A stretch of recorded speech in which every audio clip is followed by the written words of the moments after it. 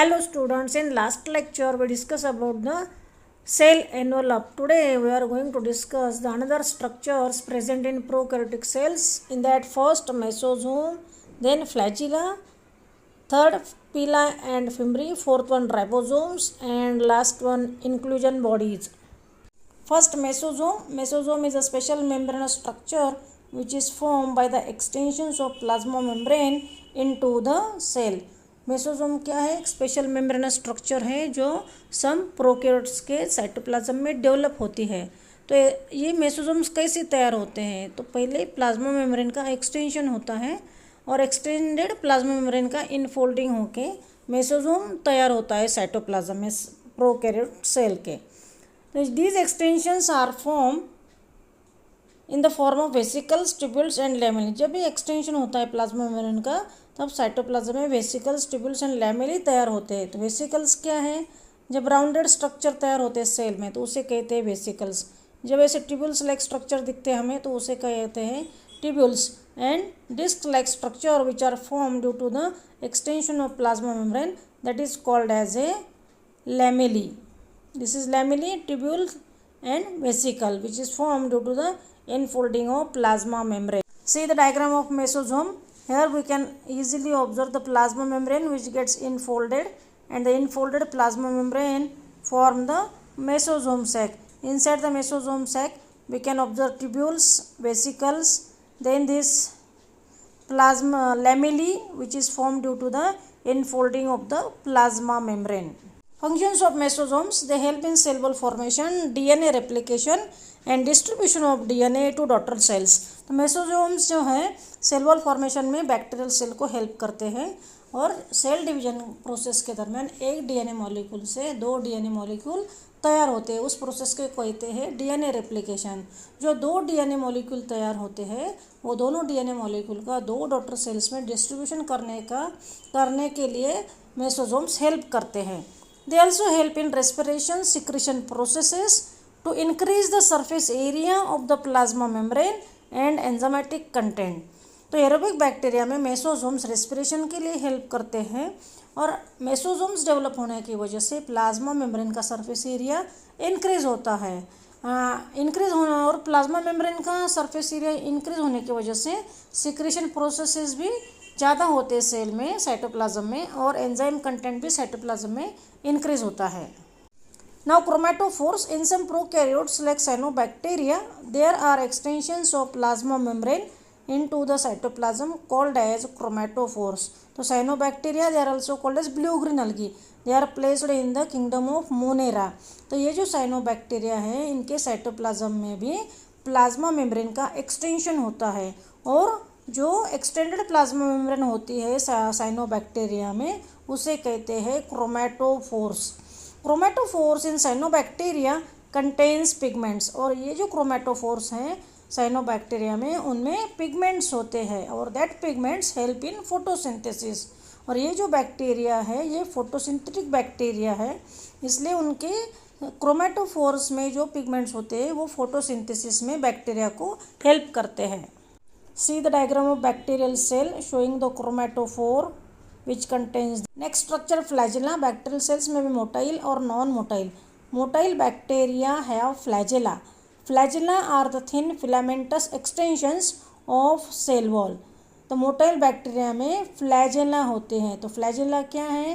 Flagella are the thin filamentous extensions of cell wall. कि cell wall से जो filamentous extension develop होते हैं बैक्टीरियल सेल में उन्हें फ्लैजेला कहते हैं. Singular is called as a flagellum. तो जो बैक्टीरिया में फ्लैजिला प्रेजेंट होते हैं उन बैक्टीरिया को मोटाइल बैक्टीरिया कहा जाता है क्योंकि फ्लैजिला जो है बैक्टीरियल मूवमेंट के लिए हेल्प करते हैं. बैक्टीरिया वन प्लेस से अनदर प्लेस पे मूव हो सकता है due to presence of flagella. That's why bacteria having flagella they are called as a motile bacteria. और जिन बैक्टीरिया में फ्लैजिला एब्सेंट होती है उन बैक्टीरिया को नॉन मोटाइल बैक्टीरिया कहा जाता है. Bacteria show a range in the number and arrangement of flagella.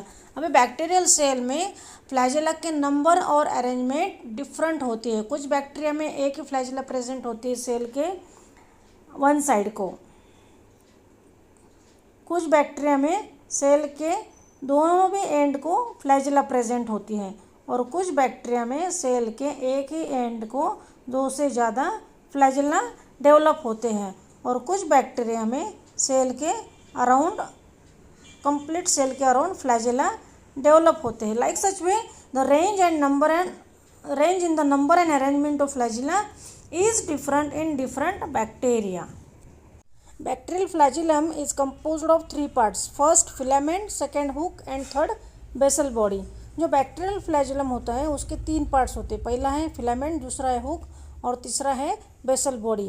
The filament is the longest portion and extends from the cell surface to the outside. Filament जो है bacterial flagellum का सबसे longest part होता है और वो cell surface से extend होके हमें सेल के आउटसाइड दिखता है. See the diagram of flagellum. Here we can see filament, then hook and basal body or motor device. So filament, longest portion of the flagellum which comes outside the cell. Then is the hook. To this hook filament is attached. Then below the hook there is a basal body. This basal body also called as a motor device. It helps in rotation and movement of flagellum. यहाँ पे जो filament है ये सबसे longest portion हमें दिखाई देता है डायग्राम में. फिलामेंट के नीचे आता है हुक और इस हुक को फ्लैजिलम का जो लॉन्गेस्ट पार्ट है फिलामेंट वो अटैच रहता है. उसके बाद में नीचे जो आता है वो है बेसल बॉडी, उसे मोटर डिवाइस भी कहते हैं और ये बेसल बॉडी फ्लैजिला के मूवमेंट को रोटेशन के लिए हेल्प करते हैं. Basal body helps in rotation and movement of flagellum. Next structure pili and fimbriae. Pili and fimbriae are surface structures of the bacteria but do not play a role in motility. तो pili और fimbriae ये दोनों भी क्या है bacterial cell में surface structures है. सभी बैक्टीरिया में प्रेजेंट नहीं होते, कुछ बैक्टीरिया में ये प्रेजेंट रहते हैं लेकिन उनका मोटिलिटी में कोई भी रोल नहीं होता. What are pili then? The pili are elongated tubular structures made up of a special protein. कि पिलाई क्या है? इलोंगेटेड ट्यूबुलर स्ट्रक्चर्स है जो सेल के बाहर हमें दिखाई देते हैं माइक्रोस्कोप में और ये जो पिलाई है स्पेशल प्रोटीन से बने हुए होते हैं. The name of protein is pilin. The name of the protein which is present in pili that is called as a पिलिन.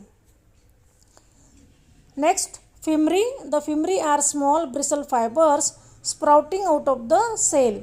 तो फिमरी क्या है? स्पेशल ब्रिसल लाइक फाइबर्स होते हैं जो सेल के बाहर हमें दिखाई देते हैं और फिमरी का नंबर जो है ज़्यादा होता है पिलाई से. So what is the function of this fimbriae? They help the bacteria to attach to the rocks to streams and also to the host tissue. ये जो फिमरी है बैक्टीरिया को वाटर सोर्सेस में रॉक्स को attach करने के लिए और जब pathogenic micro organism host body में एंटर करते हैं तो होस्ट टिश्यू को अटैच करने के लिए बैक्टीरिया को फिमरी हेल्प करती है. Here see the diagram of bacterial cell showing pilus and fimbriae outside the bacterial cell surface. Next structure ribosomes. In prokaryotes ribosomes are associated with the plasma membrane of the cell. They are about 15 nanometer by 20 nanometer in size. तो ribosomes क्या है? Non membrane bound organelle है जो prokaryotes के cytoplasm में भी present होते हैं और ये बैक्टीरियल सेल में ये प्लाज्मा मेम्ब्रेन के नियर टू साइटोप्लाज्म में हमें दिखते हैं. उनकी साइज़ क्या है? 15 nanometer to 20 nanometer. Ribosomes are made up of 2 sub units 50S and 30S which when present together form 70S prokaryotic ribosomes. की राइबोसोम के 2 सब यूनिट्स होते हैं. पहला सब यूनिट है 50S और दूसरा सब यूनिट है 30S और ये दोनों सब यूनिट्स जब एक साथ होते हैं तो उस राइबोसोम्स को कहते हैं 70S ribosomes. And this 70S type of ribosome is present in the cytoplasm of prokaryotes और यूकैरियोट्स में 80S राइबोसोम होता है. ये डिफरेंस है. तो यहाँ ध्यान में रखना है कि राइबोसोम्स के 2 सब यूनिट्स होते हैं 50S एंड 30S और ये दोनों सब यूनिट जब एक साथ होते हैं साइटोप्लाज्म में तो जो राइबोसोम तैयार होता है उसे कहते हैं 70S ribosome. See the diagram showing the formation of 70s type of ribosome. Here you can see 50s ribosomal subunit plus 30s ribosomal subunit which form the 70s complete ribosome. Function of ribosomes, ribosomes are the site of protein synthesis, कि protein synthesis एक बहुत important process होती है cytoplasm में। तो ये protein synthesis के वक्त मैसेंजर आरएनए मॉलिक्यूल को राइबोसोम अटैच होता है, तभी प्रोटीन सिंथेसिस स्टार्ट होती है साइटोप्लाज्म में। That's why ribosomes are the main site of protein synthesis in the cytoplasm of prokaryotes. Several ribosomes may attach to a single messenger RNA and form a chain called polyribosomes or polysome. जब protein synthesis process start होता है उस वक्त messenger RNA molecule को several ribosomes attach होते हैं, और several ribosomes जब अटैच होते हैं मैसेंजर आरएनए को, उस वक्त जो चेन तैयार होती है उसे कहते हैं पॉलीराइबोसोम्स.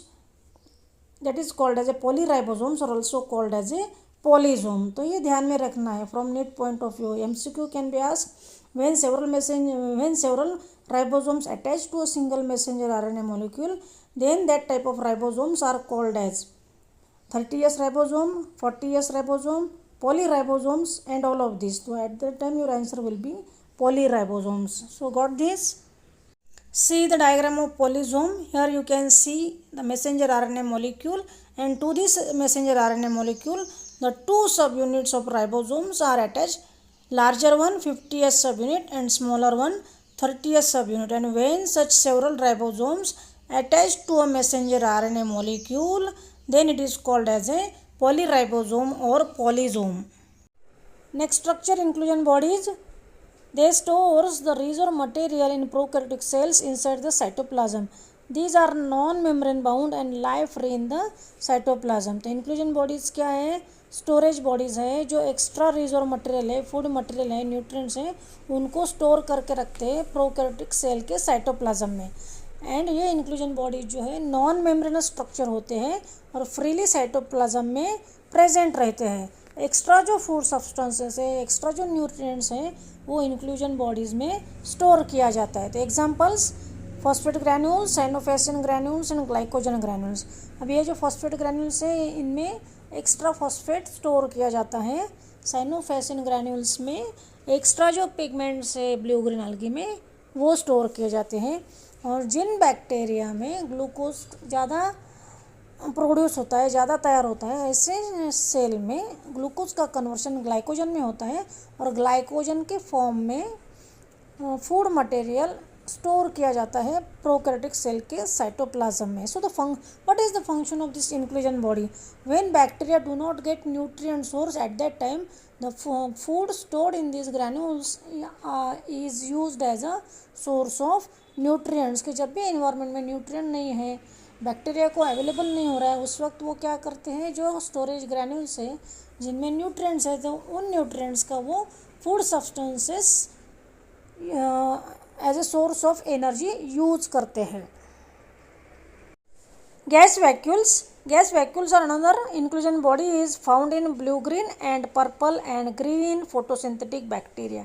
गैस वैक्यूल्स क्या है? इंक्लूजन बॉडीज का एक टाइप है जो blue green algae, purple bacteria and green photosynthetic bacteria में प्रेजेंट होते हैं. तो what is the function of this gas vacuoles? These vacuoles provide ability to float and maintain buoyancy in water and also protect them from UV light. तो ये vacuoles क्या करते हैं? Bacterial cell को वाटर में बायोन्सी मेंटेन करने के लिए हेल्प करते हैं, क्योंकि वाटर का खुद का ग्रेविटेशनल फोर्स होता है. तो ये जो ग्रेविटेशनल फोर्स के अगेंस्ट उनकी बायोन्सी मेंटेन करने के लिए गैस वैक्यूल्स हेल्प करते हैं, जिसकी वजह से बैक्टीरिया वाटर में फ्रीली मूवमेंट कर सकते हैं. And this gas vacuoles also protect them from UV light, और यूवी लाइट से भी उन्हें प्रोटेक्ट करते हैं. That is the function of gas vacuoles. I hope you understood all the contents of the video. Thank you. See the diagram prokaryotic cell which show the presence of inclusion body in bacterial cytoplasm.